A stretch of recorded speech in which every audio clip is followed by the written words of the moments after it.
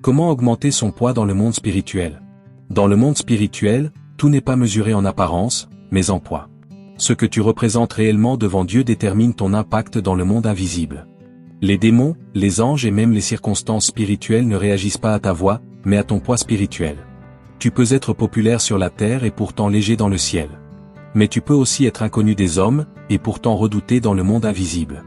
Actes chapitre 19, verset 15, Jésus, je le connais, et Paul, je sais qui il est, mais vous, qui êtes-vous?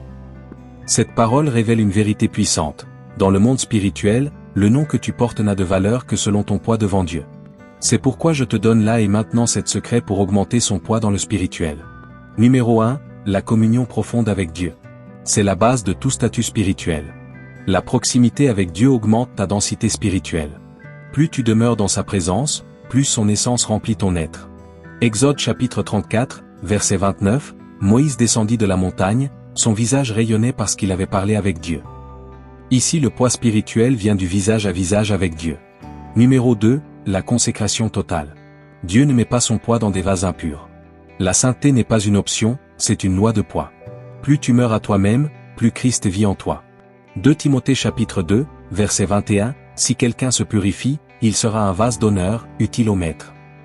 Ici la pureté augmente la capacité à porter la gloire. Numéro 3, la discipline spirituelle. Les géants spirituels sont des hommes de rigueur, prière, jeûne, méditation, veillée. La légèreté vient du relâchement. 1 Corinthiens chapitre 9, verset 27, je traite durement mon corps et je le tiens assujetti. Ici plus ton esprit domine ta chair, plus ton poids augmente.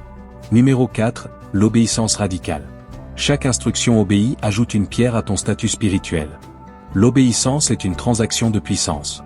Philippiens chapitre 2, versets 8 à 9, il s'est humilié, c'est pourquoi Dieu l'a souverainement élevé. Ici le poids spirituel suit ceux qui écoutent et exécutent rapidement Dieu. Numéro 5, la fidélité dans les petites choses. Dieu teste toujours le cœur avant d'accorder le manteau. LUC chapitre 16, verset 10, celui qui est fidèle dans les petites choses y est aussi dans les grandes. Ici la fidélité secrète te fait grandir invisiblement jusqu'à ce que le ciel te recommande publiquement. Numéro 6, le service et le sacrifice. Tu ne peux pas porter le poids du ciel si tu refuses le prix de la croix. Le service sincère, le don de soi, les sacrifices pour le royaume sont des accélérateurs de poids. Jean chapitre 12, verset 24, si le grain de blé ne meurt, il demeure seul, mais s'il meurt, il porte beaucoup de fruits.